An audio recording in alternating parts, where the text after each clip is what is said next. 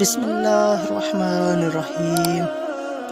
ایک شخص تھا، اس کی بیوی اس کو منہ نہیں لگاتی تھی اور وہ دل و جان سے اس کا عاشق تھا۔ بیوی کی طبیعت شوہر سے نہیں ملتی تھی، اس لیے وہ طلاق لینا چاہتی تھی، مگر مرد طلاق نہیں دینا چاہتا تھا۔ شوہر اس سے بہت محبت کرتا تھا، مگر وہ اس کے ساتھ رہنا نہیں چاہتی تھی۔ ایک دن دونوں میاں بیوی بیٹھے ہوئے بات چیت کر رہے تھے۔ بیوی کچھ کہہ رہی تھی، مرد نے بھی کوئی جملہ کہا، بس وہ چپ ہو کر بیٹھ گئی۔ مرد نے غصے سے کہہ دیا کہ اگر تو صبح صادق سے پہلے نہ بولی تو تجھ پر طلاق ہے۔ وہ چپ ہوگی اور ارادہ کر لیا کہ میں خاموش رہوں گی تاکہ اس سے کسی طرح پیچھا چھوٹ جائے۔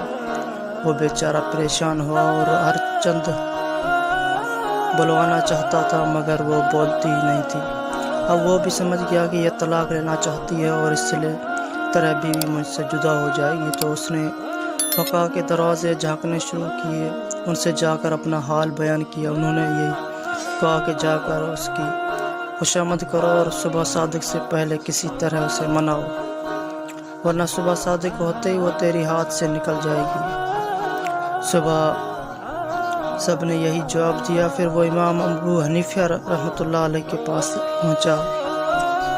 وہ وہاں کا حاضر باش تھا، متفکر اور پریشان بیٹھ گیا۔ امام صاحب رحمۃ اللہ علیہ نے فرمایا، کیا بات ہے، آج پریشان کیوں ہو؟ اس نے کہا کہ حضرت واقعہ یہ ہے کہ بیوی سے میں نے کہہ دیا کہ تو اگر صبح صادق تک نہ بولی تو تجھ پر طلاق، اور وہ خاموش ہو کر بیٹھ گئی ہے۔ امام ابو حنیفہ رحمۃ اللہ علیہ نے فرمایا کہ طلاق نہیں پڑے گی، مطمئن رہیں۔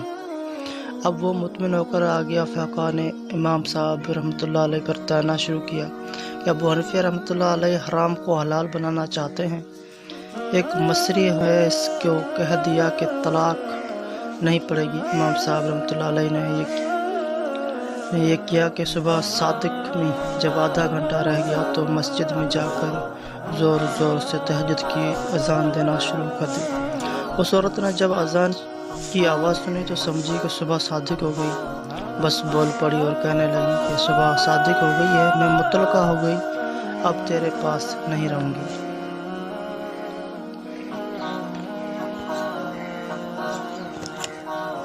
جب تحقیق کی تو معلوم ہوا کہ صبح صادق نہیں ہوئی، وہ تہجد کی اذان تھی۔